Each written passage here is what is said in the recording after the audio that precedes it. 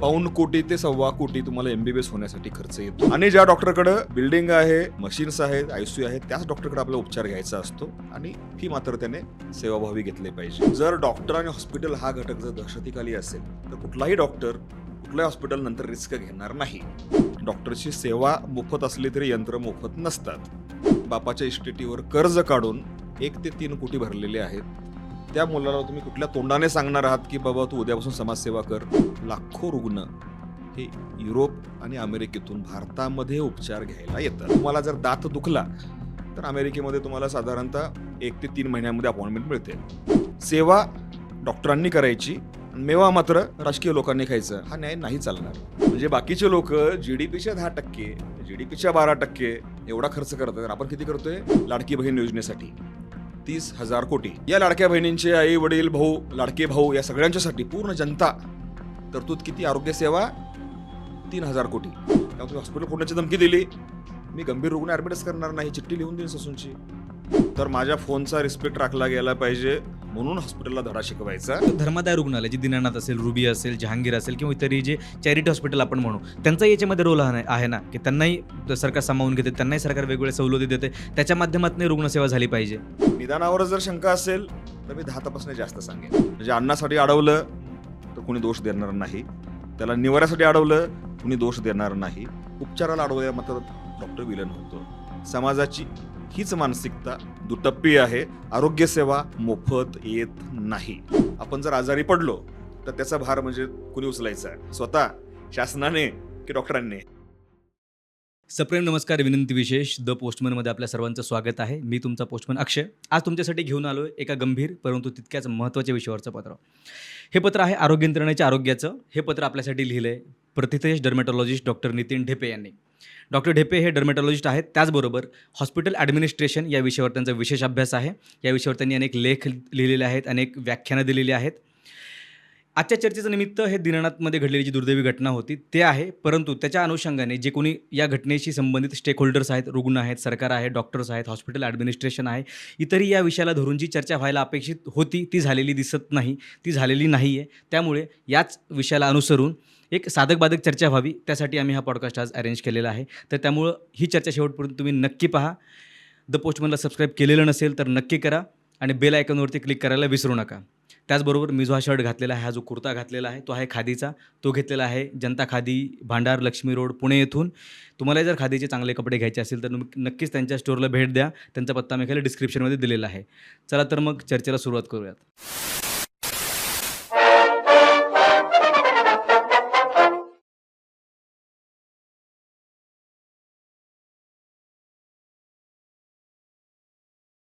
नमस्कार सर, स्वागत आहे द पोस्टमनमध्ये. नमस्कार सर, आजच्या आपल्या चर्चेचं निमित्त जरी दीनानाथमधली जी घटना असेल ते जरी असलं तरी आपण याच्यामध्ये खूप डिटेलमध्ये जाणार आहोत या सगळ्या विषयामध्ये की महाराष्ट्राची किंवा देशाची एकूण आरोग्य व्यवस्था कशी असायला हवी, कुठले प्रश्न त्यामध्ये उपस्थित केले पाहिजेत, प्रत्येक स्टेक होल्डरचा त्यात काय रोल असेल, हे सगळं आपण डिटेलमध्ये जाणार आहोत. पण तत्पूर्वी जी घटना घडली दीनानाथमध्ये त्याच्याकडे तुम्ही एक डॉक्टर म्हणून तुमचं प्राथमिक मत काय, तुम्ही या घटनेकडे कसं पाहता? कुठल्याही मातेचा मृत्यू होणं ही अत्यंत दुर्दैवी घटना आहे. केवळ भारतातच नव्हे तर जगभरातल्या कुठल्याही आरोग्य व्यवस्थेमध्ये माता मृत्यू ही खूप गांभीर्याने घेण्याची घटना आहे आणि त्यानुसार हा विषय चर्चेला आला ही चांगलीच गोष्ट आहे. पण जेव्हा आरोग्य व्यवस्था आपण भारताची किंवा महाराष्ट्राची आपण विचार करू तेव्हा मला असं जाणवतं की आपण या विषयाचा अभ्यास आंधळेपणाने करतोय. महाराष्ट्राची किंवा देशाची आरोग्य व्यवस्था ही हा एक हत्ती आहे, एलिफंट, आणि आपण सर्वजण डोळे बांधून आपल्या हाताला जे लागेल त्यानुसार आपण तर्क बांधत आहोत. आणि यामध्ये हे आकलन करणारे, बोलणारे, समजणारे आणि न बोलणारे आंधळे कोण आहेत? तर डॉक्टर, रुग्णालय, रुग्ण, चॅरिटेबल हॉस्पिटल्स, शासन नावाची यंत्रणा, त्यातले राजकीय लोक आणि मीडिया. हे सर्व जे 7 आंधळे आहेत ते प्रत्येकजण आपापल्या सोयीनुसार या प्रकरणाचा, या आरोग्य समस्येचा वेगवेगळा अर्थ काढत आहे. खरी समस्या या सर्व 7 आंधळ्यांनी मिळून जे निष्कर्ष निघाले ते एकत्र घेऊन बसावं लागेल. तेव्हा आपल्याला आपल्या आरोग्य यंत्रणेचा हा हत्ती कुठे फसलेला आहे ते कळायला लागेल. ठीक आहे, तुम्ही सुरुवात केली त्याला धरूनच मी आता पुढं जाऊयात आपण. तुम्ही जो पहिले 7 आंधळे सांगितले, तर एक 7ही आंधळ्यांना आपण एक-एक घेऊयात आता. मग डॉक्टरला म्हणून तुम्ही आंधळं का म्हणताय किंवा डॉक्टरांचा त्यात काय रोल असला पाहिजे किंवा काय असायला हवा आणि काय आहे? कुठल्याही आरोग्य व्यवस्थेचा जो फ्रंट एंड आहे, जो लोकांना दिसणारा जो भाग आहे, आघाडीवरचा जो सैनिक आहे, तो डॉक्टर असतो. हं. त्यामुळे लोकांना वाटतं की आरोग्य व्यवस्था म्हणजे डॉक्टर, असं नाही आहे. उपचार द्यायला तुमच्यासमोर जरी डॉक्टर असला, तरी देशामध्ये, राज्यामध्ये, समाजामध्ये ही आरोग्य व्यवस्था उभी करण्यामध्ये त्यामागे खूप मोठ्या गोष्टी असाव्या लागतात आणि त्या असतात. डॉक्टरांचं काय झालेलं आहे की आता जेव्हा मी डॉक्टर झालो त्यापूर्वी डॉक्टर म्हणजे देव मानला जायचं. हं. डॉक्टरचं प्रोफेशन हे दैवी प्रोफेशन आहे. आपण लोकांच्या आयुष्यामध्ये बदल करतो वगैरे असं वाटायचं. आजकाल डॉक्टरांच्याबद्दल जे 10 विशेषणं दिली जातात, त्यातलं देव हा 10वा किंवा त्याच्या पुढचा विशेषण आहे. पहिली 9 विशेषणं हे राक्षस, लुटारू, मड्याच्या लोण्या काय टाळूवरचं लोणे मनाच्या खाणारा. टाळूवरचं लोणे खाणारे, असंवेदनशील, भ्रष्ट वगैरे असं एकही विशेषण सोडलेलं नाही की जे डॉक्टरांना म्हणजे लोकांनी लावायचं ठेवलेलं आहे. तेव्हा आपण परत एकदा सर्वांनी विचार करण्याची आवश्यकता आहे की बाबा डॉक्टर ही संस्था, हं. डॉक्टर हा जो घटक आहे समाजातला, हा खरोखरच इतका वाईट झालेला आहे का? तुम्ही मला विचारा की म्हणजे डॉक्टर हा घटक भ्रष्ट झाला असं तुम्हाला काय वाटतं?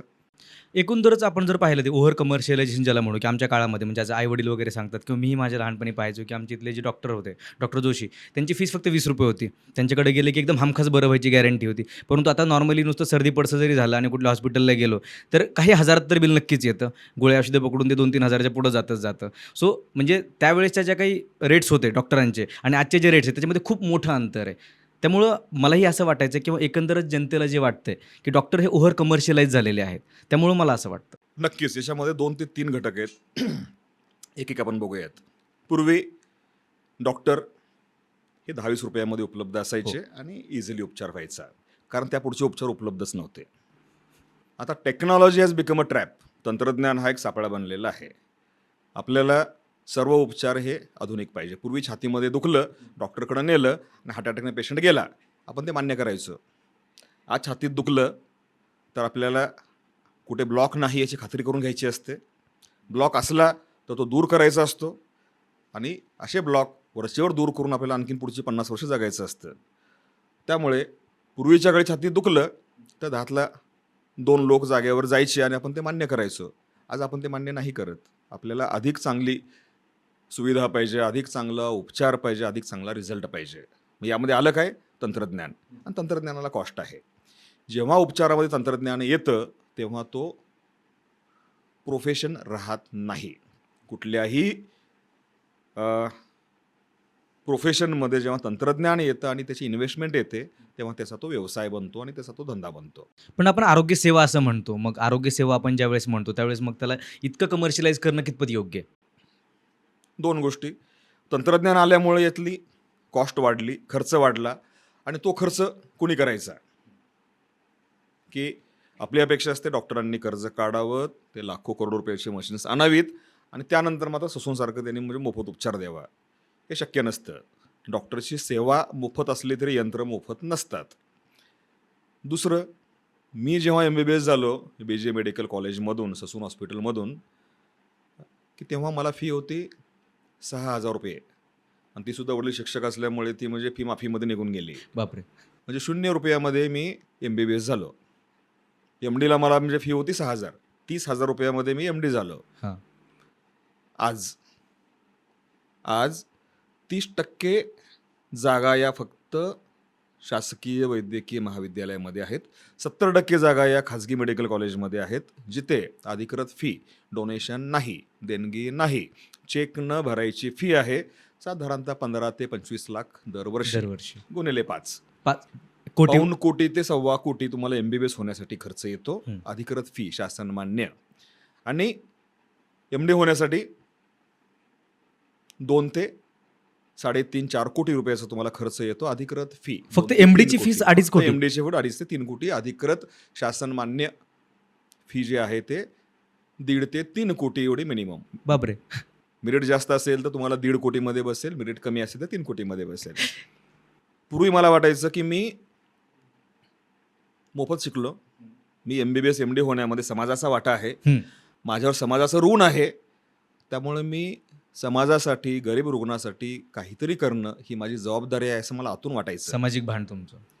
आत्ता ज्या मुलानं बापाच्या इस्टेटीवर कर्ज काढून 1 ते 3 कोटी भरलेले आहेत, त्या मुलाला तुम्ही कुठल्या तोंडाने सांगणार आहात की बाबा तू उद्यापासून समाजसेवा कर?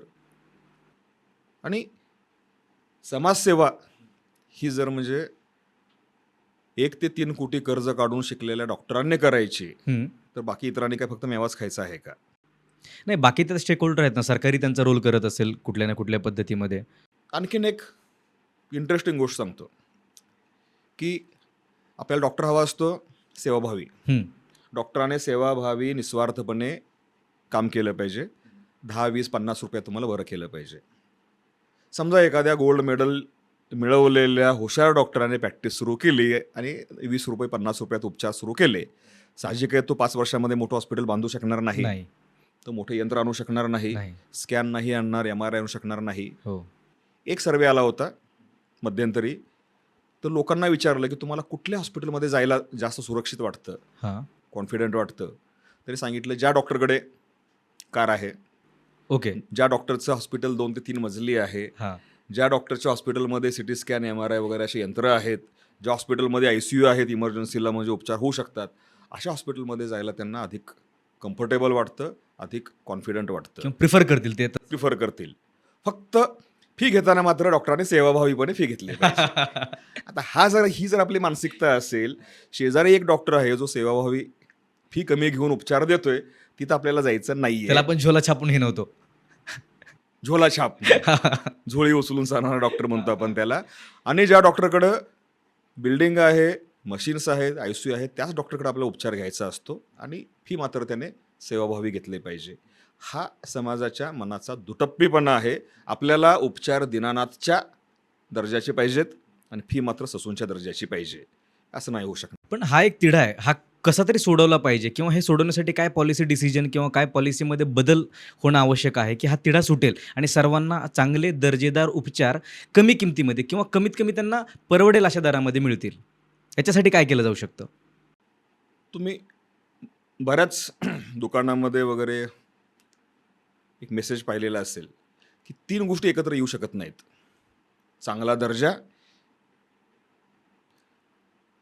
क्विक, जलद हां. आणि माफक किंमत. स्वस्त. स्वस्त. हां. चांगली, स्वस्त आणि लगेच या 3 गोष्टी एकत्र येऊ शकत नाहीत. बरोबर. चांगली दिली, स्वस्त दिली, तर त्याला वेळ लागेल. वेळ लागेल. तुम्ही लगेच दिली, स्वस्त दिली, दर्जा चांगला असणार नाहीये. त्यामुळे या 3 गोष्टी एकत्र नाही आहेत. आता मला सांगा, भारतामधले हॉस्पिटल याबद्दल म्हणजे तुमच्या मनात पहिल्या 5 शब्द काय येत आहेत? तिथे गेले की काय खरं नाही, म्हणजे तुम्हाला लुटूनच करणार. तुमची आयुष्यभराचे सेव्हिंग तुमचे हॉस्पिटल म्हणजे लुटारूची लुटारूंची टोळी, टोळी आहे. हॉस्पिटल म्हणजे लुटण्याचा अड्डा, हॉस्पिटल म्हणजे पेशंट कापण्याची जागा येस. वगैरे वगैरे. हां. तर मी तुम्हाला काय फॅक्ट सांगू? येस. जगभरामध्ये 2 चांगल्या आरोग्य पद्धती आहेत. अमेरिका आणि आदर्श आरोग्य पद्धती, आरोग्य सेवा कुठं आहे? अमेरिका आणि अमेरिकेमध्ये आणि युरोप. युरोपमध्ये. हं. अमेरिकेमध्ये आहे ती पूर्णतः खाजगी आरोग्य सेवा आहे. सरकार इन्शुरन्स कंपन्याच्या माध्यमातून पूर्ण 100% पैसे खाजगी क्षेत्राला, डॉक्टरला देऊन आपल्या नागरिकांना ती सेवा पुरवतं. युरोपमध्ये आहे ती युनिव्हर्सल हेल्थ सर्व्हिस. तिथं शासनाने या सेवा निर्माण केलेल्या आहेत, बिल्डिंग शासनाच्या आहेत, मशिनरी शासनाच्या आहेत, डॉक्टरांना खूप पगार देऊन त्यांनी खूप चांगले डॉक्टर त्या ठिकाणी ठेवलेले आहेत. ही झाली युरोपची पद्धत. तर जगातल्या या 2 आदर्श अत्यंत दर्जेदार या उपचार पद्धती आहेत. पण तुम्हाला माहिती आहे, दरवर्षी लाखो रुग्ण हे युरोप आणि अमेरिकेतून भारतामध्ये उपचार घ्यायला येतात. हे तुम्हाला माहित आहे का? काय भारतामध्ये येतील जे शेकडो आणि हजारो कोटीचा जो बिझनेस आहे मेडिकल टुरिझमचा, पण? हां. तो केवळ आणि केवळ हा युरोप, गल्फ आणि अमेरिका या 3 देशामधून येतो. कशामुळे? जर त्यांच्याकडे जर सगळं मोफत आहे. भारतामधली आरोग्य व्यवस्था एवढी सुमार असेल, दर्जाहीन असेल, तर अमेरिका आणि युरोपमधले पेशंट तिथली सेवा न घेता भारतामध्ये काय येत असतील? ज्यांचा इन्शुरन्स नाही आहे ते येत असतील मे बी, किंवा कारण की तिथं कसं इन्शुरन्सची तिथल्या- सिस्टीम आहे. तिथल्या सर्वच लोकांचा इन्शुरन्स आहे. हां, सगळ्याच लोकांचा इन्शुरन्स आहे. इन्शुरन्स आहे, तो शासन भरतो, तुमच्या हां. पगारातून वजावट होते हं, आणि तुमचा इन्शुरन्स भरला जातो, शासन त्याची जबाबदारी घेते. हं. पण अमेरिकेमध्ये तुम्हाला जर दात दुखला तर अमेरिकेमध्ये तुम्हाला साधारणतः 1 ते 3 महिन्यामध्ये अपॉइंटमेंट मिळते. आज दात दुखला तर 1 ते 3 महिन्यामधली अपॉइंटमेंट मिळेल. तोपर्यंत आपोआप राहून जाईल ना, किंवा पडून जाईल. दात तरी असला पाहिजे अपॉइंटमेंटला जाईपर्यंत तो जागेवरती. हो, लवकरात लवकर 1 ते 3 महिने. युरोपमध्ये कधी अपॉइंटमेंट मिळेल हे सांगता येत नाही. जर तुम्हाला अपॉइंटमेंट मिळाली आणि तुम्ही तिथे पोहोचलात तर अत्यंत दर्जेदार सेवा मिळते, हे सत्य आहे.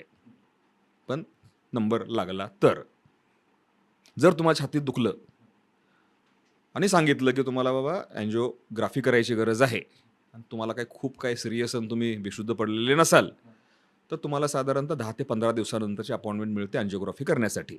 बापरे. बायपास करायचं असेल तर 1-2 महिन्यामधली मिळते. युरोपमध्ये 2, 3, 4 महिन्यानंतरची मिळते. नॉर्मल सर्जरी असेल तर त्याला काही महिन्यानंतरची अपॉइंटमेंट मिळते. पण आपण म्हणजे मी जेवढं वाचलेलं आहे किंवा जेवढं ऐकलेलं आहे सिनेमामधनं, वेब सिरीजमधनं किंवा इतर माध्यमातनं, त्यात तर असं कुठेही वाचलेलं नाही. तिथं असं आहे की एकदम क्विक सर्व्हिस आहे, तुम्ही गेलात की तुम्हाला भरती करून घेतात. हॉस्पिटल्स चांगले आहेत, पंचतारांकित हॉस्पिटल्स आहेत, डॉक्टर खूप चांगले आहेत, सर्व्हिस पण क्विक आहे. परंतु हे असं कधी म्हणजे पहिल्यांदाच ऐकतो मी तरी. ही वस्तुस्थिती आहे युरोप आणि अमेरिकेमध्ये. फक्त इमर्जन्सीमध्ये तुम्ही जर गेलात आणि त्यांच्या क्रायटेरियात बसलं, तुम्ही इमर्जन्सी आहात, ओके. तुम्हाला ॲम्ब्युलन्समध्ये तुम्ही आलात तरच तुम्हाला ते ॲडमिट घेऊन लगेच उपचार होतात. नॉर्मल रुटीन शस्त्रक्रिया, रुटीन उपचारासाठी कित्येक महिन्याची वेटिंग लिस्ट आहे, कित्येक महिन्याची क्यू आहे. भारतात आज दात दुखला तर तुम्हाला तासाभरामध्ये उपचार मिळतो. हो, माझ्या जवळ छातीमध्ये- 2-3 डेंटिस्ट आहेत आज आसपास. छातीमध्ये दुखलं तर तुम्हाला संध्याकाळपर्यंत तुमची अँजिओग्राफी होते हो. आणि ती सुद्धा युरोप अमेरिकेमध्ये होणाऱ्या खर्चाच्या 10% कमी रकमेमध्ये होते. त्यामुळे भारतातील आरोग्य व्यवस्था ही खाजगी आरोग्य व्यवस्था, मी म्हणतोय, सरकारी नाही. ससूनची गोष्ट नाही होते इथे. काही मोजके शासकीय एम्स वगैरे असे जर सोडले आणि ते पण VIP पेशंट असला तर, हां. भारतातील खाजगी आरोग्य व्यवस्था जर तुम्ही पेमेंट करायला सक्षम असाल तर अमेरिका, युरोप यांच्यापेक्षा सुद्धा अधिक दर्जेदार आहे, अधिक प्रॉम्प्ट आहे, अधिक जलद आहे. नाही, मुद्दा तो नाहीच आहे की हां, बरोबर तुम्ही जे सांगितलं की भारतातली एक आरोग्य मुद्दा व्यवस्था झाला दर्जा. हां, दुसरा मुद्दा झाला, कॉस्ट. मला सांगा की आपल्याला उपचार तर पंचतारांकित पाहिजे हां, आणि ते मात्र आपल्याला त्यासाठी आपल्याला पैसे भरायचे नाहीयेत. मग या उपचारासाठी येणारा पैसे खर्च कोणी भरायचेच करायचा? नाहीयेत असंही नाहीये. म्हणजे जे काही माफक असेल, जे काही सर्वसामान्यांना परवडू शकेल, मिडल क्लासला, कारण की भारतामध्ये जर तुम्ही पाहिलं, ती जी प्रॉम्प्ट सर्व्हिस आहे, ती जी सर्व्हिस आहे, ती भारतातले 10% लोक फक्त अफोर्ड करू शकतील, त्यांना परवडू शकेल. परंतु इतर जो 90% समाज आहे, 90% जे आपलं पॉप्युलेशन आहे, त्यांना तर ते परवडणार नाहीये. पण ह्याचा कुठेतरी मध्यमार्ग, सुवर्णमध्य काढायला साधायला पाहिजे. यातला महत्त्वाचा प्रश्न काय, कुर्बानी देगा कौन? यामध्ये नक्की ही आरोग्य व्यवस्था, ही सुविधा निर्माण कोणी करायची? यातले स्टेक होल्डर आहेत सरकार. सरकार, डॉक्टर आणि इतर हॉस्पिटल्स. कोणी करायचं? सरकारचं काम आहे. जर शासनाचं काम असेल तर मी तुम्हाला काही नंबर्स देतो, तुम्ही चेक करा. अमेरिका त्यांच्या एकूण GDPच्या 17%, अमेरिकेचा GDP भारताच्या कित्येक पटीने, 20 पटीने जास्त आहे. त्यांच्या टोटल GDPच्या 17% इतकी रक्कम ही आरोग्य सेवेवर खर्च होते. बापरे. आणि तेवढी रक्कम शासन बजेटमधून देऊन विकत घेतं आणि नागरिकांना मोफत देतं. नागरिकांच्या पगारातून ते 8 ते 10% कट करतं आरोग्य. इन्शुरन्स मनी जे काही असेल ते. पण बाजारपेठेतल्या दरानं पैसे भरून सरकार ते विकत घेतं आणि जनतेला मिळवून देतं. बजेटच्या 17%, बजेटच्या नाही, अर्थव्यवस्थेच्या 17% इतकी रक्कम ही हेल्थ केअरमध्ये खर्च केली जाते. युरोप, इंग्लंड राहील, फ्रान्स राहील, ऑस्ट्रेलिया, या सर्व देशांमध्ये, कॅनडा, 12 ते 13.5% GDPच्या इतकी रक्कम खर्च होते आरोग्य व्यवस्थेवर. 17%, 13%. चीनमध्ये अर्थव्यवस्थेच्या 5.5% रक्कम ही आरोग्य व्यवस्थेवर खर्च होते. आणि भारतामध्ये किती? जाहीर केलेले 2.5% आणि प्रत्यक्षात होतो किती माहिती आहे? किती? 0.03%. 0.03. आपलं बजेट किती आहे केंद्र सरकारचं हेल्थ बजेट? 90,000 कोटी, 1,00,000 कोटी पण नाही आहे. हां. आपली इकॉनॉमी किती आहे? 0.03 की 0.3?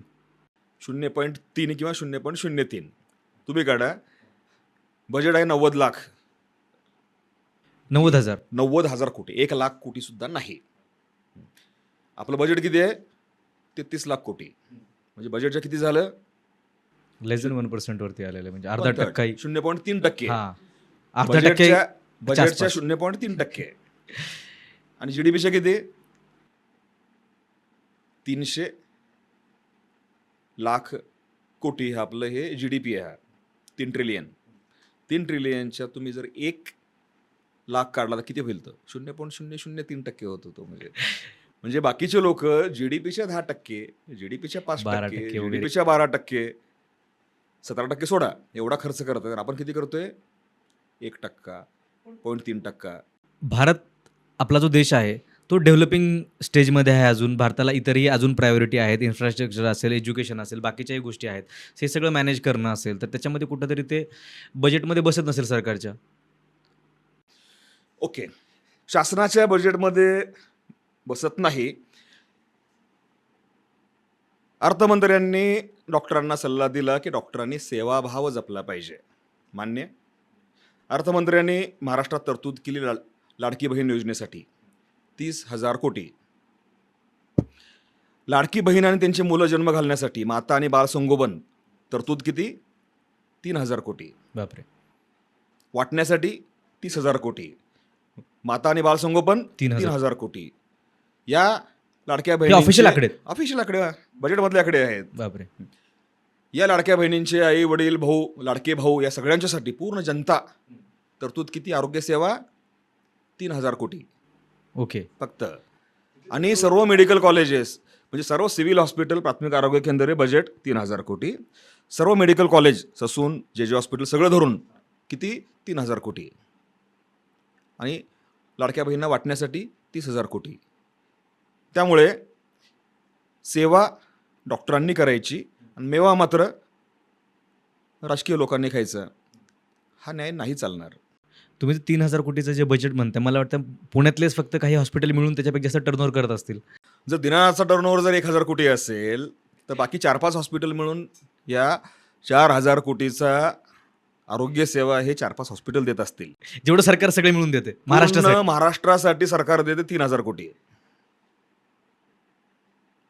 मग त्यामुळे हा खर्च करायचा कोणी? जर हा खर्च खाजगी क्षेत्राने करायचा असेल तर तो रुग्णांच्या खिशातूनच जाणार आहे. ठीक आहे, तुम्ही ते म्हटलं बरोबर आहे. सरकारी हॉस्पिटल्स आपण थोडंसं सध्यासाठी बाजूला ठेवू, परंतु धर्मादाय रुग्णालय जे दीनानाथ असेल, रुबी असेल, जहांगीर असेल किंवा इतरही जे चॅरिटी हॉस्पिटल आपण म्हणू, त्यांचाही याच्यामध्ये रोल आहे ना, की त्यांनाही सरकार सामावून घेते, त्यांनाही सरकार वेगवेगळ्या सवलती देते, त्याच्या माध्यमातून रुग्णसेवा झाली पाहिजे.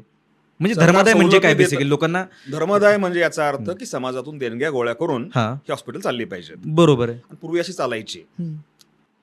आता ज्या लोकांनी देणग्या देणं अपेक्षित आहे त्या देणग्या तेवढ्या जमत नाहीत. ओके. दुसरं, ज्यांनी देणग्या द्यायच्या शासनानं कंपल्शन केलं CSR फंड हा रुग्णालयांना द्यावा. तेव्हा काय केलं? ज्यांनी हजारो कोटीचा गुटखा विकला त्या लोकांनी धर्मदाय हॉस्पिटल काढले आणि 8-10 लाख रुपयांना म्हणजे हृदय शस्त्रक्रिया सुरू केल्या.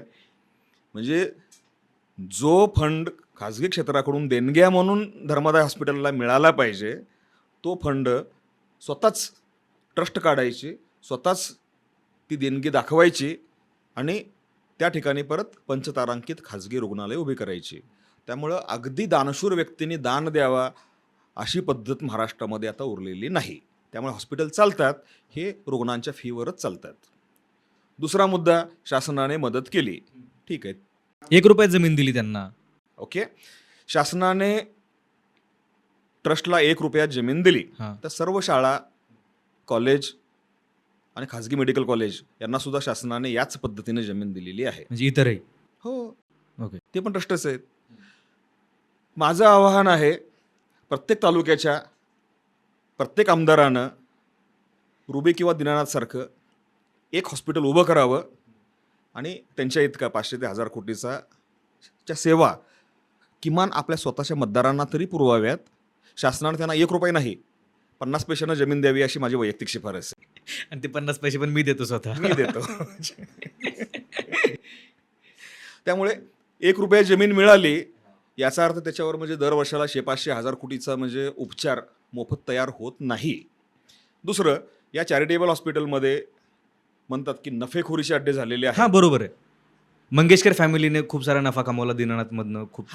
तर आता हे मंगेशकर असतील, जसलोक असेल, ब्रिच रुबीचे कँडी असतील. असेल, बॉम्बे हॉस्पिटल असेल, हे सर्व ट्रस्ट हॉस्पिटल्स आहेत. यातला एकही रुपया ट्रस्टच्या स्वतःच्या वैयक्तिक खात्यावर घेता येत नाही कायदेशीरदृष्ट्या. ओके. ट्रस्टींना यातला एकही रुपया स्वतःला घेता येत नाही. तो त्या ठिकाणीच खर्च करावा लागतो. म्हणजे दीनानाथमध्ये 1000 कोटी जमा झाले तर ते 1000 कोटी तिथेच खर्च झालेले आहेत. सुविधा देण्यासाठी डॉक्टरांची फी असेल, Staff. मशीन्स असतील, स्टाफ असेल, आणि नवीन सुविधा वाढवणं यासाठी असेल. ओके. म्हणजे मंगेशकरांनी पैसे गोळा केले हे जे म्हणतात तिथनं. मंगेशकरांनी गाणं गाऊन जर पैसे गोळा केलेले असतील तर प्रत्येकानं गाणं गावं, स्टेजवर गावं, रस्त्यावर गावं, पैसे गोळा करावेत. त्याचा आणि याचा प्रश्न नाहीये. दीनानाथनं जर पैसे गोळा केलेले असतील तर त्यातला एकही रुपया ट्रस्टीच्या खात्यावर जात नाही, कुठल्याही ट्रस्टच्या. मग ते रुबी हॉल असेल, जहांगीर असेल किंवा जसलोक असेल. ओके.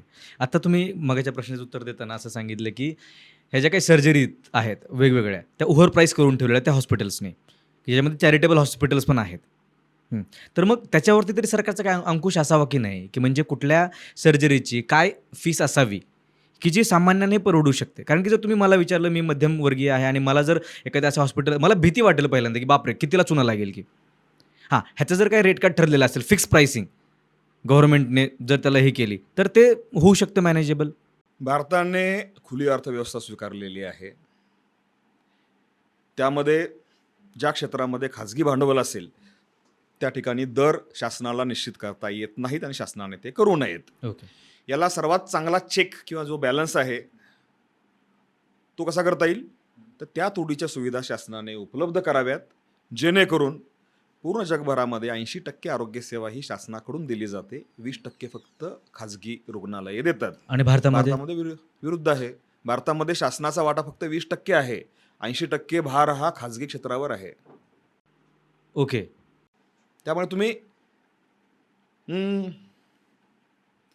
स्वतः खर्च करणार नाही, बजेटमध्ये तरतूद करणार नाही, आणि लोकांनी जिथं गुंतवणूक केलेली आहे त्या ठिकाणी तुम्ही नियम लावणार की हे मुक्त अर्थव्यवस्थेत चालू शकणार नाही.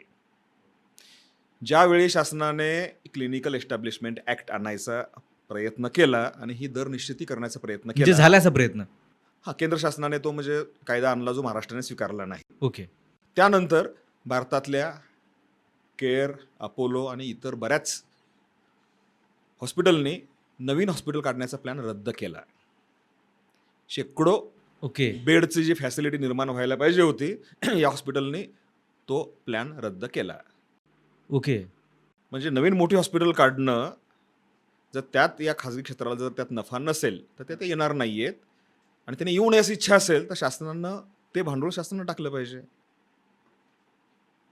शासन स्वतः तरतूद करणार नाही, लोकांनी तरतूद केलं त्यात त्यांनी नफा नाही कमवायचा, आणि जे चाललेलं आहे त्यामध्ये या पुढारी, पत्रकार, कार्यकर्ते यांच्या फोनवर सवलती दिल्या जाव्यात असं कुठल्याही खाजगी गुंतवणुकीमध्ये नाही चालू शकत. बापरे.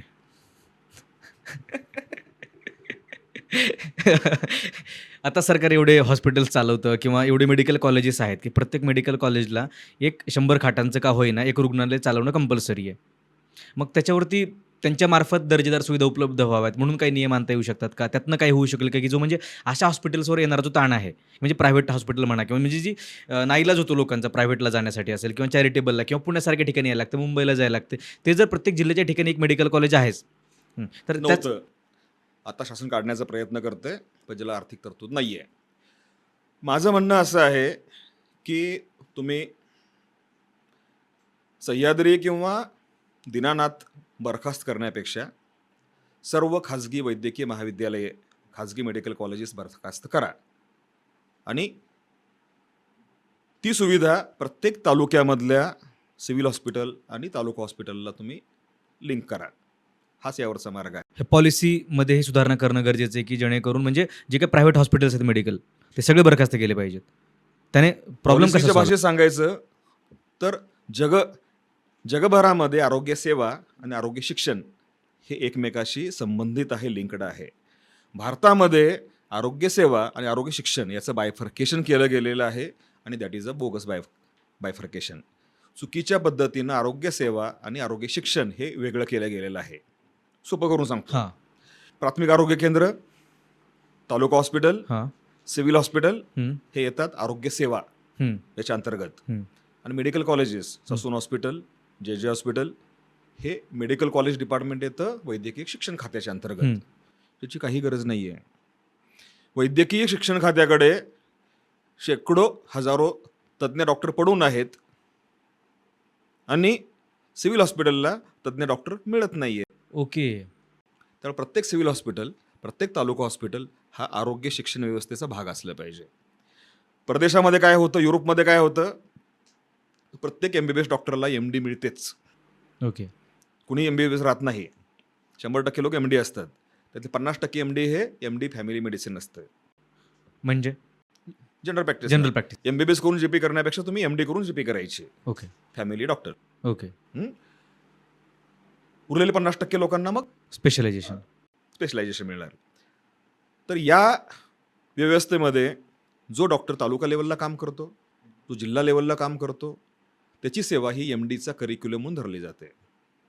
ससूनमधले प्राध्यापक हे तालुका लेवलला सिव्हिलला बदली होतात, ट्रान्सफर होतात, तिथे शिकवतात, त्यांची सेवा ज्येष्ठता कायम राहते. त्यामुळं ससून जे मधल्या प्राध्यापकाची बदली ही तालुका जिल्हा लेवलला होईल आणि परत तो अजून पुणे मुंबईला येऊ शकेल. ह्या दोन्ही संस्था एकत्र असतात. भारतामध्ये मात्र आरोग्यसेवा आणि आरोग्य शिक्षण हे वेगळं केलं गेलेलं आहे. हे केवळ आणि केवळ आरोग्य शिक्षण, मेडिकल एज्युकेशन यातून खाजगी क्षेत्राला पैसे काढता यावेत यासाठीच ही व्यवस्था केली गेलेली आहे आणि हे चुकीचं वर्गीकरण आहे, चुकीचं बायफर्केशन आहे. ओके. पण तुम्ही हे जे म्हणताय आता हे खूप मोठ्या याच्यावरती स्केलवरती किंवा केंद्र सरकारने जर मनावर घेतलं तर हे होऊ शकतं. पण तत्पूर्वी राज्य सरकारच्या अखत्यारीमध्ये असलेला एक प्रश्न आहे, की म्हणजे समजा तुम्ही म्हटलं की 1 कोटीच्या वरच खर्च येतो फक्त मेडिकल एज्युकेशनसाठी. तो जर कमी केला किंवा तो जर सर्वांना परवडू शकेल असा केला तर तोही एक तोडगा असू शकतो. तोच मार्ग सांगतोय की आता डॉक्टर व्हायला जर 1 कोटी लागणार असतील, MD व्हायला जर 3 कोटी लागणार असतील, तर तुम्ही त्या डॉक्टरांच्यावर परत का बर्डन टाकता समाजसेवा करायचं? त्याऐवजी ही तुम्ही एक खाजगी मेडिकल कॉलेज बरखास्त करा, सर्व जिल्हा लेवलच्या हॉस्पिटलला मेडिकल कॉलेजमध्ये कन्वर्ट करा आणि एक तर परत तुम्ही लोकांना 1 कोटी भरायला लावा. हं. जर तुमच्यात नैतिक धैर्य असेल तर खाजगी मेडिकल कॉलेजमध्ये भरण्याच्या ऐवजी तुम्ही गव्हर्नमेंटला भरून घ्या. गव्हर्नमेंटला चार्ज करा आणि जर शासनाकडे पैसे नसतील तर. पण वैद्यकीय महाविद्यालय चालवणं हे शासनाचंच काम आहे. तुम्ही जनतेकडून 1 ते 4 कोटी घेऊन डॉक्टर बनवू शकत नाही आणि परत त्या डॉक्टरांना उपदेश देऊ शकत नाही की तुम्ही सेवाभावीपणे काम करा. त्यामुळे खाजगी वैद्यकीय महाविद्यालय बरखास्त करा, प्रत्येक तालुका जिल्हा रुग्णालय हे वैद्यकीय महाविद्यालयामध्ये कन्वर्ट करा आणि त्याला पुरेसा निधी द्या. आणि निधी नाही असं नाही आहे. तुम्ही लाडक्या बहिणीसाठी 30,000 कोटी देऊ शकतात, तर 50 वैद्यकीय महाविद्यालयाला 3,000 कोटी आणि निवडणुकीपूर्वी वाटायला तुम्हाला 30,000 कोटी, ही विसंगती आहे. बरोबर आहे. थोडंसं आणखीन वेगळ्या विषयाकडे जाऊयात आपण.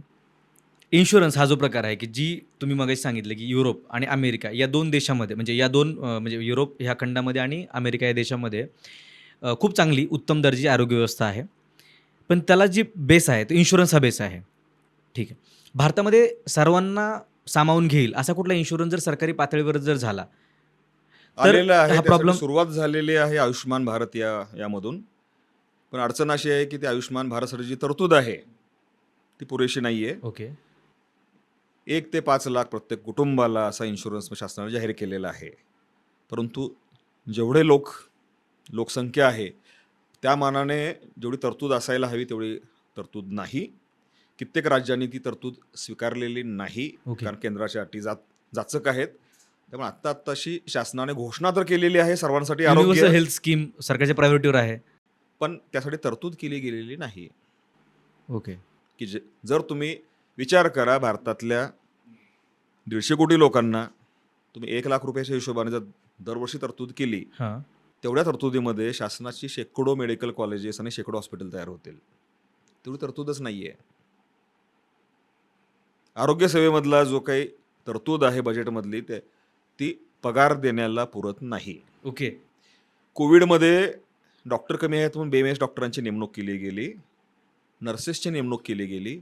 त्यांना कायम 8 वर्ष म्हणजे 4 वर्ष झालं त्यांना कायम नाही केलेलं. हां. 8 वर्षापूर्वीच्या नर्स त्यांना कायम नाही केलं गेलेलं. का? तर शासनाकडे बजेट नाही.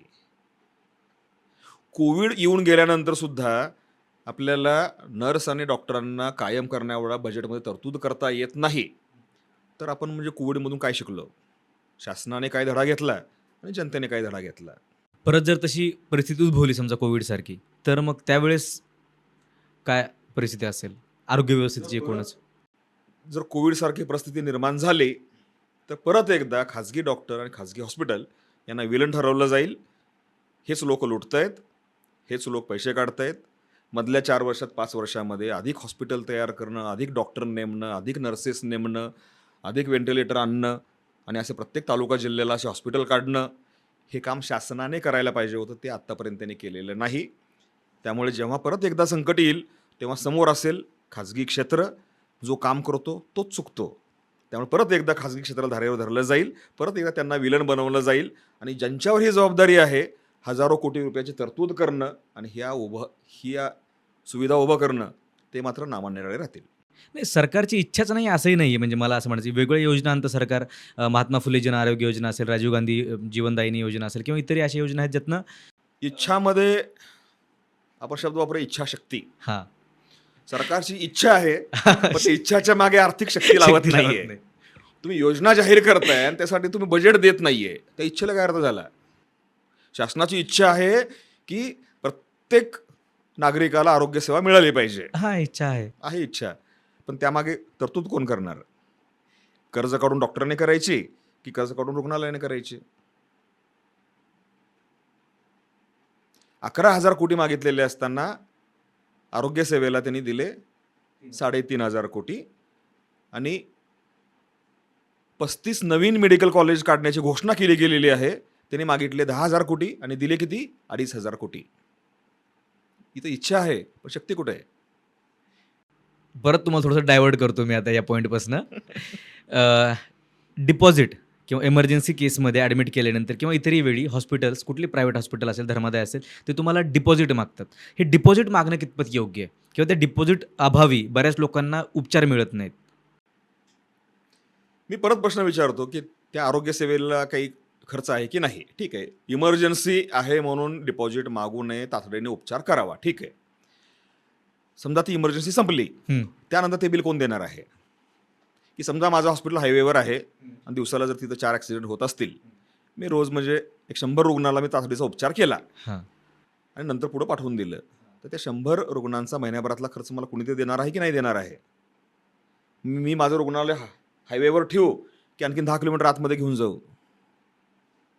म्हणजे तातडीनं सेवा द्यावी मान्य, पण परत कुर्बानी देगा कौन? त्याचा खर्च कोण उचलणार आहे? क्लिनिकल एस्टॅब्लिशमेंट ॲक्टमध्ये ह्या तातडीच्या सेवेचा जो खर्च आहे तो नंतर शासन देणार अशी तरतूद होती. आत्ता मला सांगा की कुठल्या शासनाच्या तरतुदीमध्ये आहे की तुम्ही इमर्जन्सीला उपचार दिला ते बिल नंतर शासन देईल? नाही असं तरी काही. नाही आहे. दुसरी घटना सांगतो की आत्ता सर्वांनी मान्य केलं की आम्ही डिपॉझिट घेणार नाही. परवाची घटना आहे बुलढाणा जिल्ह्यामधली की 40,000 बिल तटलेलं होतं म्हणून डिस्चार्ज नाही दिला, तर तिथे एका राजकीय पक्षानं म्हणजे तोडफोड करण्याची धमकी दिली. डॉक्टरला तो रुग्ण सोडावा लागला. म्हणजे ॲडमिट करताना डिपॉझिट घ्यायचं नाही हां. आणि डिस्चार्ज करताना तुम्ही जर तोडफोडीची धमकी देणार, हॉस्पिटल चालेल कसं? त्यामुळं खाजगी रुग्णालयामध्ये डिपॉझिट घेऊ नये असा नियम करता येणार नाही. तातडीची सेवा करून 2 तासामध्ये 4 तासामध्ये पेशंट परत बाहेर पाठवला जाईल, पण उपचार व्हायचे असेल तर खर्च तर येईलच. बरोबर आहे. आणखीन एक मुद्दा जो याच्यामध्ये चर्चेला आला दीनानाथच्या प्रकरणानंतर, की दीनानाथ असेल किंवा इतरही रुबी असेल, या ठिकाणी नफेखोरी खूप चालली. त्यामुळे शासनाने त्याच्यावरती प्रशासक नेमावा आणि शासनाने ते ताब्यात घ्यावं. मी तर म्हणतो की दीनानाथच काय, रुबी हॉल सर्व हॉस्पिटल शासनाने ताब्यात घ्यावीत आणि एका आमदाराला ती चालवायला द्यावीत. ओके. आणि प्रत्येक आमदारानं त्यांच्या तालुक्यामध्ये मतदारसंघामध्ये एक हॉस्पिटल काढावं आणि ते रुबी हॉल दीनानाथच्या तोडीनं चालवून दाखवावं आणि आपल्या सर्व मतदारांना मोफत उपचार द्यावा, नाममात्र द्यावा किंवा कसाही द्यावा. सरकार ससून कसं चालवतंय आपण पाहतोच आहे. म्हणजे दीनानाथवरती प्रशासक नेमून दुसरं ससून तयार करायचं आहे का? हा रुग्ण दीनानाथमधून ससूनमध्ये गेला, तिथे ॲडमिट व्हायला नकार दिला, त्यानंतर दुसऱ्या हॉस्पिटलमध्ये गेला, तिथं उपचार झाला नाही, मग आणखी वेगळ्या हॉस्पिटलमध्ये गेला. आता यामध्ये आपण ससूनला पण धारावर का धरत नाहीये? ते सरकारी हॉस्पिटल त्याकडे अपेक्षाच नाही आहे काही. तिथं असंच असतं. मग तुम्ही अपेक्षा ज्यांच्याकडून करायच्या त्यांच्याकडून करत नाही. हां. तुम्हाला सेवा देणं, तुमचा जीव वाचवणं, तुम्हाला म्हणजे डिपॉझिट न भरता उपचार करणं ही जबाबदारी खाजगी क्षेत्राची असेल, तर मग सरकारची जबाबदारी काय आहे? सल्ला देणं, सेवाभावीपणे उपचार करा. महापालिकेने काल एक परिपत्रक काढलं म्हणजे मागच्या आठवड्यामध्ये सर्व धर्मादाय रुग्णालय जे आहेत पुण्यातली त्यांच्यासाठी, की तुम्ही काय दर्जाच्या सेवा दिल्या पाहिजेत आणि डिपॉझिट घेणं तुम्ही गुन्हा आहे किंवा घेऊ नका अशा प्रकारचं एक त्यांनी पत्र पाठवलेलं आहे. पण जर महापालिकेचे जर आपण कुठले हॉस्पिटल्स पाहिले तर तिथं साधं म्हणजे पाय ठेवावं वाटत नाही अशी अवस्था आहे तिथली. सो सल्ला देणं ते त्यांच्याकडनंही असं म्हणतात की लोकशाहीमध्ये मतदार हा राजा असतो, सर्व पुढारी हे सेवक असतात. आपला मालक ज्या ठिकाणी ॲडमिट होतोय, मला सांगा या मालकासाठी शासनाने काय उभं केलेलं आहे? Sassoon Sassoon. आणि शासकीय रुग्णालय. जोपर्यंत हे लोकप्रतिनिधी हां. स्वतः या शासकीय रुग्णालयामध्ये ॲडमिट होणार नाहीत, आपला मालक ज्या ठिकाणी ॲडमिट होतो जनता, त्या ठिकाणी हे आपले पुढारी ॲडमिट होणार नाहीत, तोपर्यंत या रुग्णालयांची स्थिती सुधारणार नाही. सर्व राजकीय नेत्यांना माझं आवाहन आहे, त्यांनी अशी प्रतिज्ञा करावी, यापुढे मी फक्त आणि फक्त शासकीय रुग्णालयामध्येच दाखल होणार, खाजगी रुग्णालयात उपचार घेणार नाही. तर त्यांना आपल्या मतदाराशी सहवेदना आहे, संवेदना आहे असं मानता येईल. ओके. मी एवढा म्हणजे रोखठोकपणे बोलू शकतो, कारण सुदैवानं म्हणजे माझी ब्रँच इमर्जन्सीमध्ये येत नाही, मी हॉस्पिटल चालवत नाही, मी ICU चालवत नाही, मला येऊन माझ्या हॉस्पिटल मोडतोड होण्याची भीती नाही, म्हणून मी हे बोलू शकतो. ज्याचं हॉस्पिटल आहे, ज्याला पेशंट ॲडमिट करायचे आहेत, ज्याच्याकडे ICU आहे, तो एवढ्या निर्भीडपणे बोलूसुद्धा शकणार नाही. असं एक झालेलं आहे की विम्यामुळे म्हणजे बऱ्याच लोकांना म्हणजे जे श्रीमंत लोक आहेत किंवा जे अफोर्ड करू शकतात किंवा ज्यांना त्यांच्या कंपनीकडनं विमा मिळतो म्हणजे आरोग्य विमा मिळतो, अशा ह्याच्यामुळे काही हॉस्पिटल सोकावलेत आणि त्यांनी इन जनरलच त्यांचे जे फीस आहेत म्हणजे सर्जरीच्या असतील किंवा इतर गोष्टीच्या पर बेड फीस असेल त्या मुद्दामून वाढवल्यात, इन्फ्लेट केलेले आहेत जेणेकरून विम्यामध्ये त्यांना ते रिकवर करता येतील. किंवा असंही काही लोकांचे अनुभव आहेत की जर तुम्ही एखाद्या हॉस्पिटलमध्ये गेलात आणि त्यांनी जर तुम्हाला एस्टिमेट 4 लाखाचं दिलं आणि त्यांना तुम्ही नंतर सांगितलं तुमचा इन्शुरन्स आहे, तर ते एस्टिमेट 6 लाखावरती जातं. असंही केसेस आहेत. मग त्याच्यामुळं इतर लोकांनाही म्हणजे वाढीव दराने त्या सुविधा मिळत आहेत का किंवा त्या अवेल करायला भाग पाडलं जात आहे का? यात नुकसान कोणाला आहे? तर विमा विमा कंपनीला. आहे. त्यामुळे विमा कंपन्यांचे रेग्युलेशन आहे, ते हॉस्पिटलला मान्यता देताना, अटॅचमेंट देताना ते त्यांचे दरपत्रक घेतात. ओके. त्यामुळे हॉस्पिटल हे शासनाला देत नसतील, पण विमा कंपन्यांना अगदी म्हणजे इमानदारीने आपले दरपत्रक देतात. त्यानंतरच त्यांना हे म्हणजे रुग्ण मिळतात. त्यामुळं आता त्या विमा कंपनी जे पैसे देते, त्यापेक्षा आणखीन जादा काही बिल लावता येईल का, याचा प्रयत्न हॉस्पिटल करत असते. हां, कारण की बऱ्याचशा गोष्टी त्यात कव्हरही होत नाहीत. त्यामुळे तुमचे जरी 6 लाख रुपये बिल झालं, 4 किंवा 5च लाख विमा कंपनी देईल आणि मग उदाहरणार्थ तुम्हाला लाख, दीड ऑपरेशन लाख. कव्हर झालेलं आहे, हं. पण मला एका रूममध्ये 2 पेशंट नाही पाहिजेत. ओके. मला सेपरेट रूम पाहिजे, मला स्वीट पाहिजे, ज्याच्यामध्ये सोफा असला पाहिजे, ज्यात एअर कंडिशन असलं पाहिजे, वेगळं किचन असलं पाहिजे 5 स्टार हॉटेलसारखं. हां. तर त्याला तर वेगळा खर्च लागेल की नाही? आता तो विम्यामध्ये बसवा असा आग्रह केला तर म्हणजे मग नाही बसणार. तर या बऱ्याच गोष्टी असतात, पण हॉस्पिटल काही उपचारही कव्हर होत नाहीत सर त्यातले. तर शेवटी विमा कंपन्यावर नियंत्रण आणणं हे शासनाचं काम आहे. त्यामुळे विमा कंपन्यांनी नियम त्यांचे ठीकठाक करावेत, वेळेवर त्यांनी क्लेम द्यावा, यासाठी शासनच जबाबदार आहे. त्यांनी त्याच्यावर elephant in the room is शासन, गव्हर्नमेंट आणि यंत्रणा. शेवटी याच्यामध्ये तेच आहे ना, की शेवटी जबाबदारी शासनाची आहे आणि तीच बाकी आपण आपण झोडपतोय, बडवतोय बाकी Private. सर्व घटनांना. हां. आणखीन एक होतं, तुम्ही एक डॉक्टर आहात, तुम्ही बरेच वर्षांपासून याच्यामध्ये प्रॅक्टिस करत आहात, तुम्ही लिखाण भरपूर केलेलं आहे, हॉस्पिटल ॲडमिनिस्ट्रेशन या विषयातले तुम्ही जाणकार आहात. रुग्ण म्हणून तुम्ही as a hospital, as a doctor तुम्हाला काय वाटतं किंवा तुमच्या अपेक्षा काय आहेत? आम्हाला वाटतं आमचे हे अधिकार आहेत ते पूर्ण झाले पाहिजेत, परंतु त्याचवेळी आमचे कर्तव्य किंवा जबाबदाऱ्या काय आहेत? त्या पण काहीतरी असतीलच. रुग्ण म्हणून मला अत्यंत दर्जेदार उपचार वेळेवर आणि माझ्या बजेटमध्ये बसेल असं मिळाला पाहिजे, असं इच्छा माझी सुद्धा एक रुग्ण म्हणून आहे. पण त्यासाठी तरतूद करणं ही सुद्धा माझंच काम आहे. 2 गोष्टी म्हणजे एक असं म्हणतात की आता भारत हा डायबिटीस कॅपिटल बनलेला आहे. डायबिटीसच्या रुग्णांची राजधानी बनलेला आहे. हार्ट अटॅकची राजधानी बनलेला आहे. म्हणजे वय वर्ष 12, 15, 18, 20 या वर्षामध्ये हार्ट अटॅक येतो. वय वर्ष 15-20 मध्ये ते शुगर सुरू होते, डायबिटीस सुरू होतो. म्हणजे आपली जीवनशैली एवढी खराब झालेली आहे. आपण आहार नीट घेत नाही, आपण कुणीही व्यायाम करत नाही, 4-4 तास रील बघत बसतो, वजनाकडे लक्ष नाही. यामुळे आपण जर आजारी पडलो तर त्याचा भार म्हणजे कुणी उचलायचा? स्वतः, शासनाने की डॉक्टरांनी? म्हणजे स्वतः निरोगी राहावं ही जबाबदारी आपली नाही. मला 20व्या वर्षात हार्ट अटॅक आला तर मात्र इमर्जन्सी तातडीनं उपचार मिळाले पाहिजे आणि त्याचं बिल घेतलं नाही गेलं पाहिजे. की आपल्या अपेक्षा अवाजवी आहे. सर्वात पहिल्यांदा आपण आजारी पडू नये ही आपली पहिली जबाबदारी आहे आणि मग आजारी पडलोच तर उपचार मिळावा हा त्यानंतरचा आपला हक्क आहे. आणखीन एक आहे की म्हणजे बऱ्याच वेळा केसेसमध्ये आपल्याला पाहायला मिळतं, तुम्हीही मगाशी उल्लेख केला एका प्रश्नाचं उत्तर देताना, की हॉस्पिटल फोडण्याची धमकी दिली जाते किंवा बऱ्याचदा डॉक्टरवरही हल्ले होतात. त्यामुळे डॉक्टरांना संरक्षण मिळावं किंवा असा कायदा आणला जावा, असंही एक मागणी असते नेहमी. त्याबद्दल तुम्हाला काय वाटतं? डॉक्टर एक समाजाचा घटक जर- आहेत, वेगळ्या कायद्याची जर गरज आहे का? जर डॉक्टर आणि हॉस्पिटल हा घटक जर दहशतीखाली असेल हं. तर कुठलाही डॉक्टर कुठल्याही हॉस्पिटल नंतर रिस्क घेणार नाही. याचा तोटा होतो रुग्णाला.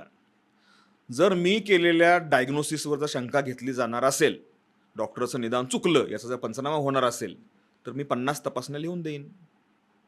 मी का रिस्क अंगावर घेऊ? आणि मग त्याची कॉस्ट इन्कर होईल त्याच्यामध्ये. बिलकुल. तुम्ही जर खांदा दुखतंय मी काही नाही म्हणलं आणि नंतर हार्ट अटॅक निघाला तर तुम्ही डॉक्टरला जबाबदार धरणार असाल. 100%. तुम्हाला अगदी साधा जरी खांदेदुखी असेल तर मी तुम्हाला अँजिओग्राफी करायला सांगेन, मी सुरक्षित होतोय. तर डॉक्टरवर विश्वास आपण जेव्हा ठेवतो तेव्हा रिझनेबल माणूस म्हणून ज्या चुका होतात त्या आपण माफ करणं अपेक्षित असतं. तुम्ही डॉक्टरनं 100% निदान करावं आणि एकही पैसा न घेता कसं होईल? मी जर पोटात दुखतंय, मी काय नाही म्हणून सांगितलं, माझ्या अंगलट येणार असेल, मी सांगेन ना, सोनोग्राफी सांगेन, एक्सरे सांगेन, आणखीन काही सांगेन. त्यामुळे माझ्या निदानावर जर शंका असेल तर मी 10 तपासण्या जास्त सांगेन. माझ्या उपचारावर जर शंका असेल तर मला 4 उपचार जास्त द्यावे लागतात. ठीक आहे, तुला या उपचाराची गरज नाही, पूर्वी सांगायचे, पेशंट ऐकायचे. आता डॉक्टरना उपचार माहीत नव्हता, मला गुगलवर हे गुगलवर दिसतंय. दिसतं. हा. जर माझ्या उपचारावर शंका असेल मी 4 उपचार जास्त करेन. माझ्या रोग निदानावर शंका असेल मी 4 तपासण्या जास्त करेन. त्यामुळे हा भार शेवटी रुग्णावर पडणार आहे. त्यामुळे तुम्ही हॉस्पिटल फोडण्याची धमकी दिली, मी गंभीर रुग्ण ॲडमिटच करणार नाही, चिठ्ठी लिहून देईन ससूनची. फोडा ससून. हां. विषय प्रचंड गुंतागुंतीचा आहे. थोडंसं आपण शेवटाकडे येऊया त्या विषयाच्या. दीनानाथच्या केसमध्ये जे झालं, की मीडिया ट्रायल झाली. म्हणजे तिथले जे डॉक्टर आहेत, डॉक्टर धनंजय केळकर असतील किंवा इतरही हॉस्पिटल म्हणून त्यांच्यावर ज्या काही पद्धतीचे प्रश्न उपस्थित केले, त्यांना ज्या काही पद्धतीनं एक मीडिया ट्रायलच झालं बेसिकली. तोच एक योग्य शब्द याच्यासाठी, मीडिया ट्रायल. सो याच्यामध्ये मीडियाचा रोल कसा असला पाहिजे? अशा ज्यावेळेस घटना घडतात, ज्यावेळेस घटना अशा बाहेर येतात आणि इतरही रोज छोट्या-मोठ्या काही ना काही घडत असतं, परंतु प्रत्येक घटनेला तेवढं लेव्हरेज मिळत नाही, प्रत्येक घटनेला तेवढं फुटेज मिळत नाही. दीनानाथच्या केसमध्ये ते मिळालं, त्यामुळे मीडियाने त्याचा पुरेपूर फायदा घेतला. मीडियाने त्यांचा रोल इथं व्यवस्थित निभावला की नाही? तुम्हाला ॲज अ डॉक्टर म्हणून याच्याकडे तुम्ही कसं पाहता? या घटनेमध्ये मला असं वाटतं की सर्वच घटकांनी वैद्यकीय क्षेत्रावर तोंडसुख. सूड उगवल्यासारखं म्हणजे वागणूक दिलेली आहे. ज्या वैद्यकीय क्षेत्राने कोविड किंवा करोनाच्या काळामध्ये या देशाला आपत्तीतून वाचवलं, त्या खाजगी क्षेत्राला प्रत्येक घटकानं टार्गेट केलेलं आहे. आणि यामध्ये मला एवढंच दिसतं की यापुढे मी जर राजकीय पुढारी असेन तर माझ्या फोनचा रिस्पेक्ट राखला गेला पाहिजे म्हणून हॉस्पिटलला धडा शिकवायचा. हां. मी राजकीय कार्यकर्ता असेल तर माझ्या एका फोनवर माझा उपचार व्हायला पाहिजे, एवढी अक्कल हॉस्पिटलला शिकवायची म्हणून हे प्रकरण वाढवलं गेलं. मी जर एखादा पत्रकार असेल तर माझ्यासुद्धा फोनवर उपचार ठीकठाक व्हायला पाहिजेत, ही ताकद VIP आणायची ट्रीटमेंट मिळाली म्हणून पाहिजे. सुद्धा म्हणजे ही मीडिया ट्रायल चालवली गेलेली आहे.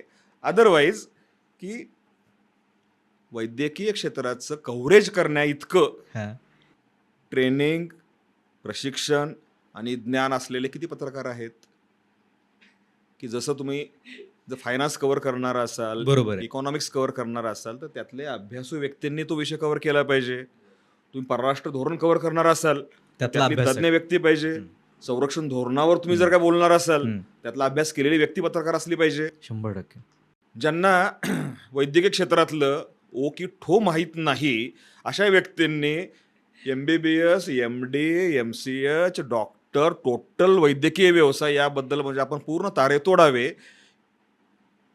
एवढा आत्मविश्वास येतो कुठून? पत्रकार आजकाल जजच्या भूमिकेत जास्त असतात. कोविडमध्ये पत्रकारांना सुद्धा बेडसाठी धावाधाव करावी लागली. त्यामुळे भविष्यामध्ये आपल्या शब्दाला वजन राहावं यासाठी हे चाललेलं आहे, असं माझं वैयक्तिक मत आहे. माझा शेवटचा प्रश्न तुम्हाला असा आहे, की एक समाज म्हणून समाजाची भूमिका अशा केसेसमध्ये काय असली पाहिजे किंवा डॉक्टर्स प्रती असेल किंवा इतरही आरोग्य व्यवस्थेप्रती नेमकी समाजाची भूमिका कशी असली पाहिजे याबद्दल तुम्हाला काय वाटतं? समाजाचा रोल काय याच्यावर मी एक छोटी गोष्ट सांगतो. एक गरीब मनुष्य होता, भुकेने तडफडत होता, अंगावरचे कपडे फाटलेले होते, थंडीचे दिवस होते, कुडकुडत होता. तो एका कपड्याच्या दुकानात गेला, त्यानं तिथला टॉवेल घेतला, मला म्हणजे ही चादर पांघरायला दे. दुकानदार मला पैसे, तो मला पैसे नाहीत. त्याने त्याच्या कानफडीत मारली, त्याला दुकानच्या बाहेर ढकलून दिलं. लोक म्हणाले, अरे रे हा वेडा आहे का, पैसे नाहीत आणि जो चादर मागतोय. हं. मग तो वाटेत एक हॉटेल होतं, तिथं गेला, मला भूक लागली दे म्हणून त्यानं हात घालून एक वडा उचलला. मला पैसे, तो म्हणाला माझ्याकडे पैसे नाहीत. त्या हॉटेल मालकानं त्याच्या कानाखाली हाणली आणि त्याला हॉटेलच्या बाहेर ढकलून दिलं. लोक म्हणाले, अरे हा वेडा आहे का, पैसे नाहीत खिशामध्ये, तरी हॉटेलमध्ये खायला जेवायला मागतोय. निघाला. मग तो पुढं गेला, थंडी वाढलेली होती. तो तिथं एका हॉटेलच्या कोपऱ्यात बाकडावर तो झोपायला लागला. तो म्हणला हे लॉज आहे, कॉट बेसिसला इथं 100 रुपये लागतात, तो मला पैसे नाहीत माझ्याकडे. तिथल्या वॉचमननं त्याला हाकल. ते लॉजच्या बाहेर हाकलून दिलं. लोक म्हणले, अरे काय याला काय अकलेचा भाग आहे की नाही, पैसे नाहीत आणि हॉटेलमध्ये रूम मागतोय. मग तो असाच थंडीमध्ये बाहेर कुडकुडत होता, त्याला न्यूमोनिया भरला, ताप आला. कोणीतरी एका सज्जन पत्रकारानं त्याला उचललं आणि एका हॉस्पिटलच्या दारात नेऊन ठेवलं. मग त्या कंपाऊंडरने विचारलं, म्हणजे उपचार घ्यायचा आहे का, म्हणला हो. पैसे, तो नाहीत म्हणला. मग त्या कंपाऊंडरनं त्याला हॉस्पिटलच्या बाहेर हाकलून लावलं. लोक म्हणाले, अरे रे त्या डॉक्टरला काही दया माया सेवाभाव काय आहे की नाही. तर एक्झॅक्टली हाच रोल आहे की समाज, मला सांगा, त्याला अन्न, वस्त्र, निवारा. निवारा, त्याच्या आरोग्याची काळजी, या सर्व गोष्टी कुणी द्यायच्या असतात? समाजाने. त्या नाही मिळाल्या म्हणून जी व्यक्ती आजारी पडते आणि त्याला उपचार मात्र देताना डॉक्टरने म्हणजे नकार नाही दिला पाहिजे. म्हणजे अन्नासाठी अडवलं तर कुणी दोष देणार नाही, त्याला निवाऱ्यासाठी अडवलं कुणी दोष देणार नाही, उपचाराला अडवल्या मात्र डॉक्टर विलन होतो. समाजाची हीच मानसिकता दुटप्पी आहे, समाजाने ही बदलायला हवी. आरोग्यसेवा मोफत येत नाही, आरोग्यसेवेला खर्च असतो. तो कुणी करायचा असतो? शासनाने करायचा असतो.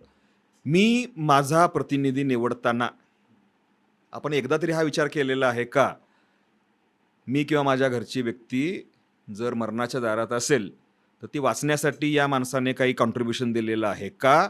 माझ्या मुलाला डिग्री मिळून त्याला चांगली नोकरी मिळावी म्हणून या माणसाने काय व्यवस्था केलेली आहे का?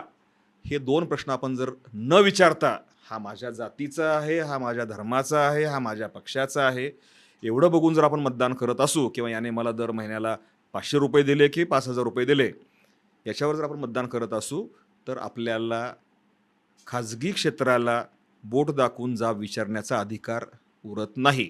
त्यामुळे जनतेने जर विचार करायचा असेल तर आरशासमोर उभं राहावं आणि मागच्या निवडणुकीमध्ये आपण कुठल्या मुद्द्यावर कुणाला मत दिलं होतं आणि ते आपल्याला या क्रायसिसमध्ये वाचवायला येत आहेत का, हा प्रश्न स्वतःला विचारायला हवा. क्या बात आहे. डॉक्टर किंवा रुग्णालय यावर हल्ले होऊ नयेत, तोडफोड केली जाऊ नये, यासाठी हा डॉक्टर संरक्षण कायदा आलेला आहे. ज्यांनी डॉक्टरांना तोडफोड केली, मारहाण केली असेल तर त्यांना अजामीनपात्र कलम लागतात. परंतु यावेळेला एका राजकीय पक्षाच्या कार्यकर्त्यांनीच जाऊन डॉक्टरांच्या, ज्यांचा संबंध नाही अशा डॉक्टरांच्या हॉस्पिटलमध्ये धुडगूस घातला, मोडतोड केली. खरं तर त्यांच्यावर या नवीन कायद्यानुसार अजामीनपात्र तरतुदी लावून कारवाई व्हायला पाहिजे, पण दुर्दैवानं तसं म्हणजे झालेलं नाही आहे होणारही नाही आहे. आणि ते व्हायला हवं. डॉक्टरांचा दोष असेल तर त्याची ट्रायल करण्याचा अधिकार मीडियाला नाही, राजकीय कार्यकर्त्यांना नाही, राजकीय पुढाऱ्यांना नाही. त्यासाठी ज्या काही वेगळ्या न्यायिक व्यवस्था आहेत त्यांनी त्याचा निवाडा करावा. प्रत्येकाने कायदा हातामध्ये घेऊन डॉक्टर आणि हॉस्पिटलला न्याय देऊ नये, न्याय शिकवू नये. ज्यांनी हा कायदा हातात घेतला त्यांच्यावर शासनाने जो कायदा आणलेला आहे त्यानुसार कारवाई केलीच पाहिजे. डॉक्टर दोषी असतील पण शिक्षा द्यायचा अधिकार तुम्हाला नाही आहे. त्याची एक सिस्टीम आहे, त्याची एक व्यवस्था आहे. IMA असेल, MMA असेल किंवा कोर्ट असेल नॉर्मल. जी जी व्यवस्था आहे त्यानुसार त्यांना न्याय मिळू द्यात. हं. न्याय द्यायचा अधिकार तुम्हाला नाही आहे. परफेक्ट. तर मित्रांनो, तुमच्यासाठी हे पत्र लिहिलं होतं प्रतिथयश डर्मॅटॉलॉजी डॉक्टर नितीन ढेपे यांनी. तुम्हाला हे पत्र कसं वाटलं हे आम्हाला कमेंट करून नक्की सांगा. आशा करतो की आजचा जो विषय आम्ही चर्चेला घेतला होता त्या विषयात जे काही तुमच्या मनामध्ये प्रश्न पडले असतील त्याची उत्तर तुम्हाला नक्की मिळाली असतील. नसतीलही मिळाली तर तुम्ही तुमच्या मनात याच्या व्यतिरिक्त जे काही प्रश्न असतील ते कमेंट करून आम्हाला नक्की सांगा. त्याची उत्तरं शोधण्याचा आम्ही नक्की प्रयत्न करू. या व्यतिरिक्त इतर कुठले गेस्ट, इतर कुठले विषय तुम्हाला पोस्टमनवरती पाहायचे असतील तर ते आम्हाला कमेंट करून सांगा. त्याहीवरती आम्ही कार्यक्रम करण्याचा, त्याहीवरती आम्ही पॉडकास्ट करण्याचा प्रयत्न नक्की करू. या व्यतिरिक्त जर तुम्ही पोस्टमनला सबस्क्राईब केलं नसेल तर करा. बेल आयकॉनवरती क्लिक करा आणि पाहत राहा द पोस्टमन.